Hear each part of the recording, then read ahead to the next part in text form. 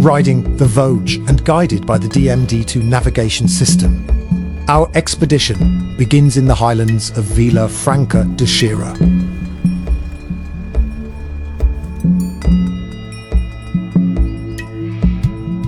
Designed for off-road exploration, DMD2 is ideal for the narrow trails and forgotten structures hidden in these mountains.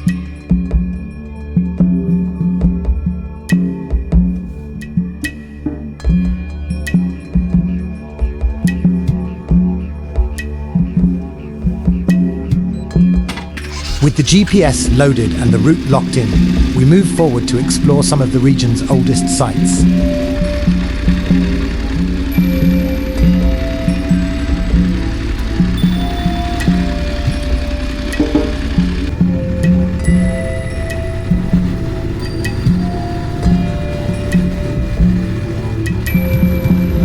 Ancient settlements, prehistoric remains, an 18th century factory, and a medieval hilltop castle. This is where our journey begins.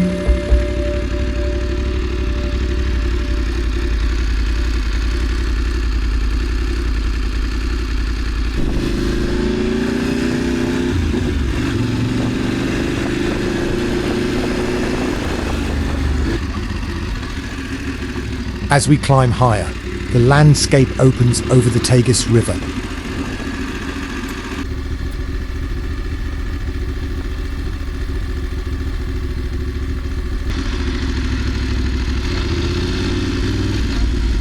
Up here, the horizon stretches endlessly.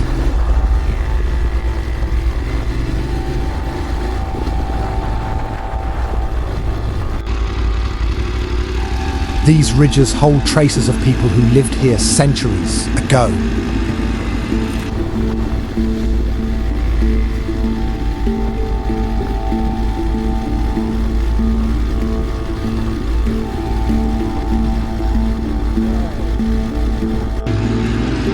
And today we set out to uncover those forgotten stories.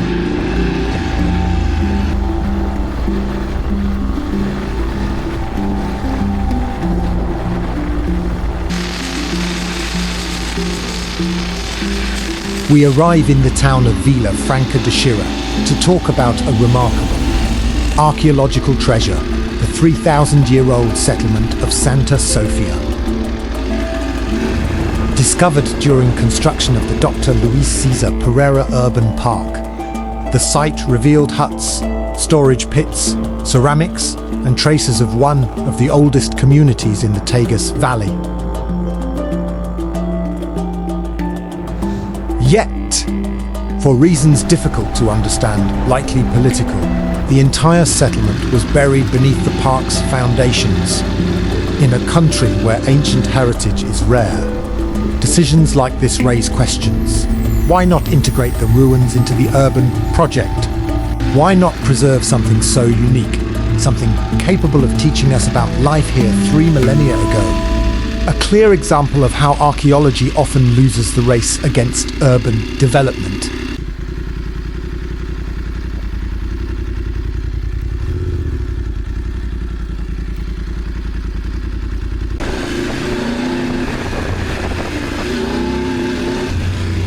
We continue along the street of the Royal Tanned Leather Factory, an industrial landmark from the 18th century.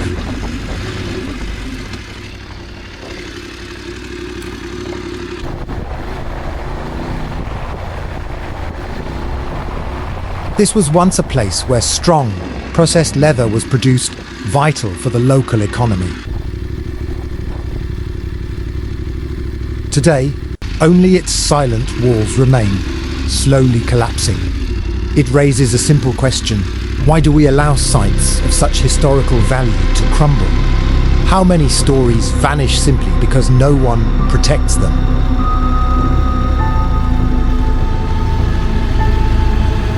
The history of this factory begins in the 18th century, at a time when Portugal was reorganizing its artisanal production and strengthening the economy through crown-controlled manufactories. Here in Porfos, our factory was built dedicated to atenados, a type of treated, durable, high-quality leather essential for harnesses, footwear, and military equipment.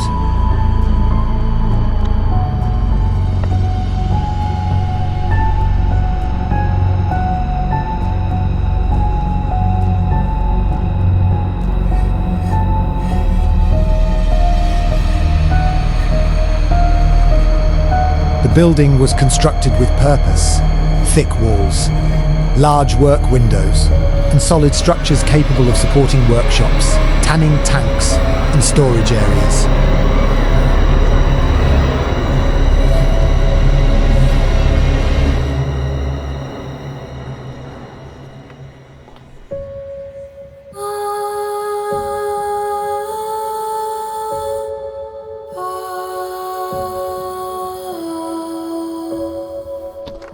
It became an economic center for the region. Workers, artisans, and rural families relied on it, and the factory supplied Lisbon thanks to its proximity to the Tagus River.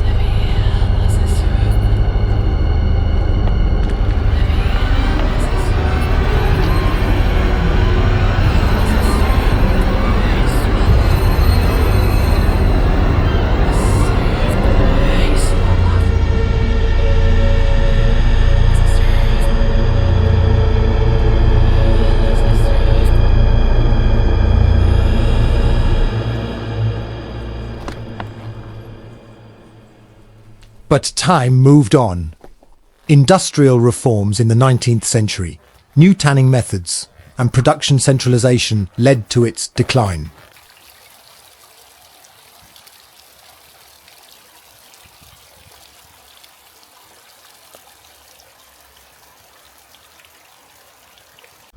In the top of the mountain, where the anthropomorphic graves lie, eventually abandoned, the factory was left to erosion, weather, and neglect. Today, only ruins remain. Broken walls, collapsed roofs, and silence where centuries of labor once echoed. As we ride along the street of the factory, the feeling is unsettling. We stand beside a protected monument, officially recognized for its historical value, and yet left defenseless against decay.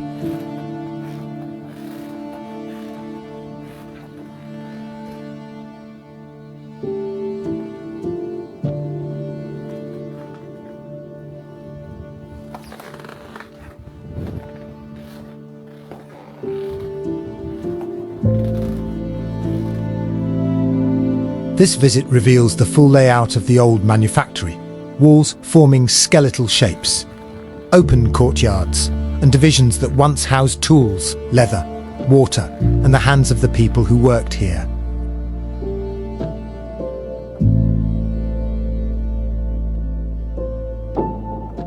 In front of these ruins, only questions remain.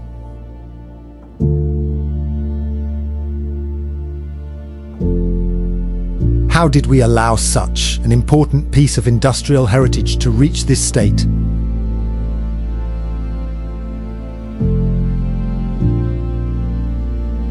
How many stories disappeared with every collapsing stone?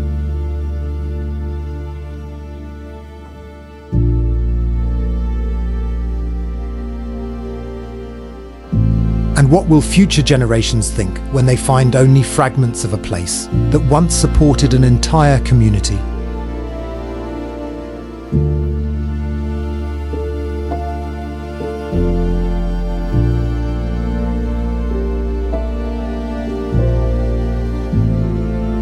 The Royal Tanned Leather Factory is a quiet reminder that heritage is not lost only to time.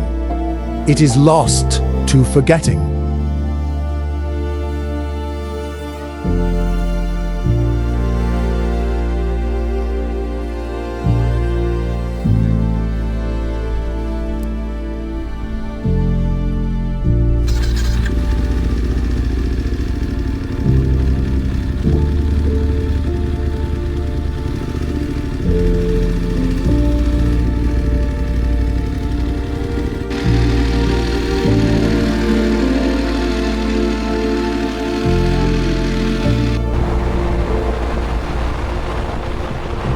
road now takes us toward the castle of Povos, crossing a hillside marked by anthropomorphic graves carved directly into the rock. Likely medieval, these tombs reflect unique burial practices in the region. As we approach the castle, the narrow trails and scattered stones seem to preserve the memory of those who once lived here.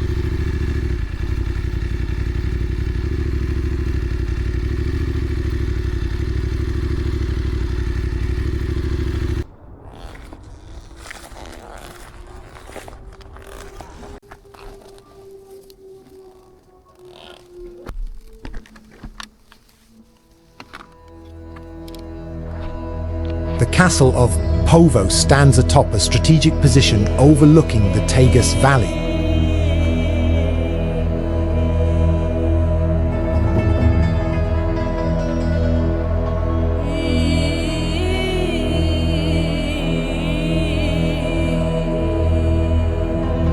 Its worn stone walls still reveal its defensive importance during the Middle Ages, controlling movement between the coast and the interior.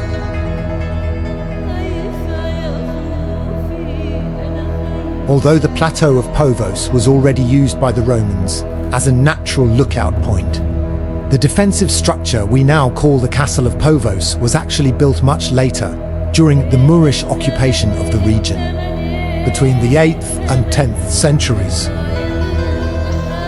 After the Christian reconquest, the castle gradually lost its strategic role, was abandoned, and eventually fell into ruin, leaving behind only the strongest wall sections. Near the castle lie anthropomorphic rock-cut graves. Their human-shaped outline, head, shoulders, and torso is clearly defined.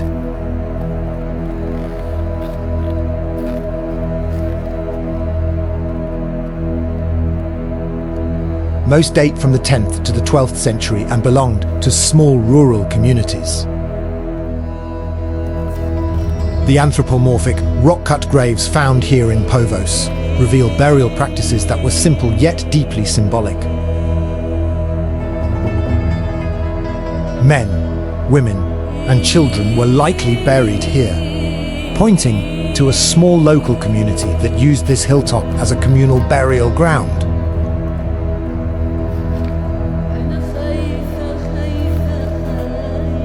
Each grave was carefully carved into the bedrock, shaped to follow the human form, as if the stone itself served as a final shelter for each life laid to rest.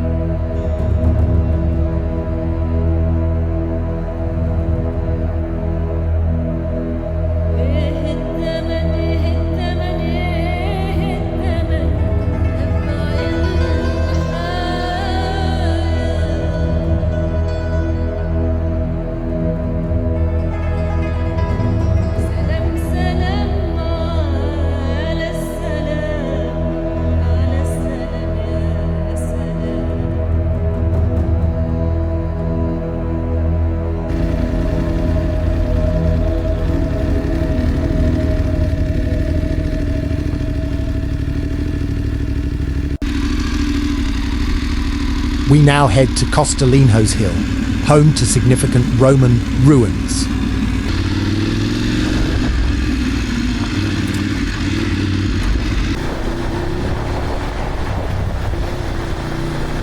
The road leading to the Roman ruins was anything but easy.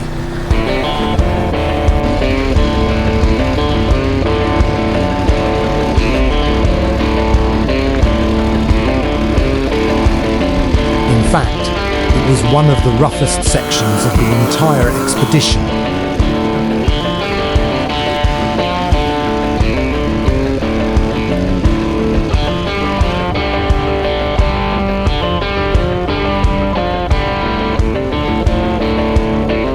His is where navigation stops being theoretical and becomes a direct confrontation with the terrain.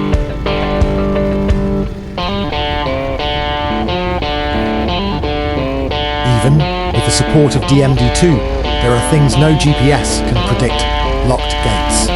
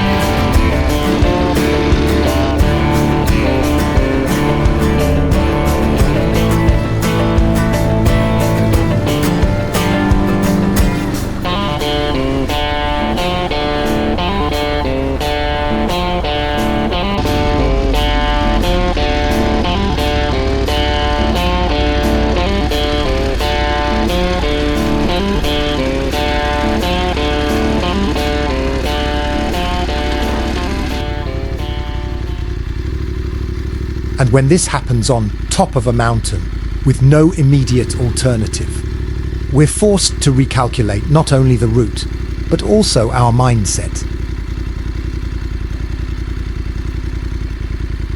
Areas closed due to construction and trails that the map claims are open, yet end abruptly in front of a fence or a barrier.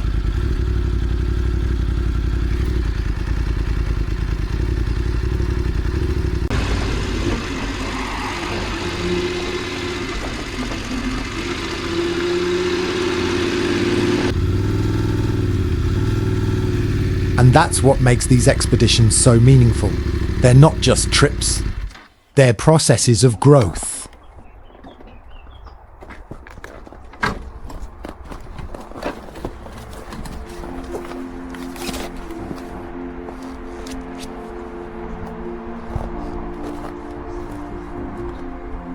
From above, the Roman ruins blend with the modern Ribatejo landscape. In the distance, the Corrugado power plant cuts the horizon. It's a striking contrast, a past that survived to millennia and a technological future reshaping the valley. It feels like time coexists here, side by side.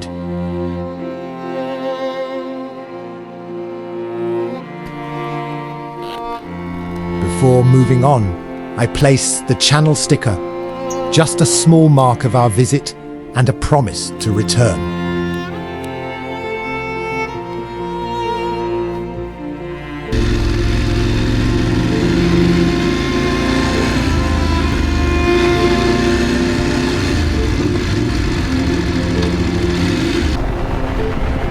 On the way back, I revisit everything we saw today.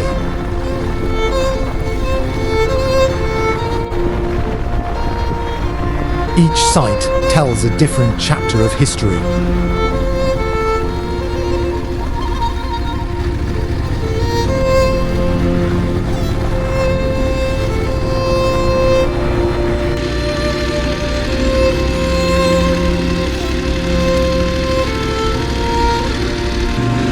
Exploring remote places on a motorcycle taps into something deeply human.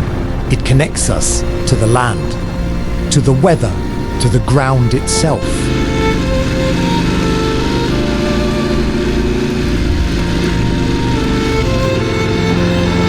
And there's another gift this type of exploration brings: knowledge.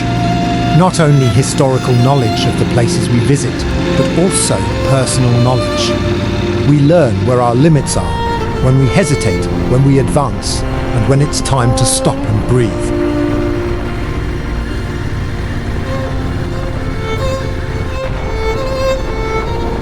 Is a very particular kind of satisfaction, the feeling of reaching a remote place knowing that the path was earned, not given.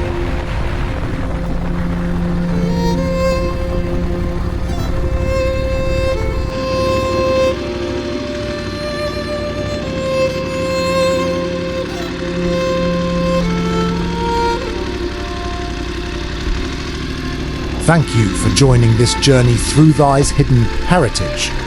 If you enjoyed the video, hit the like button, share it, and subscribe to the channel. There are many more stories and trails waiting for us.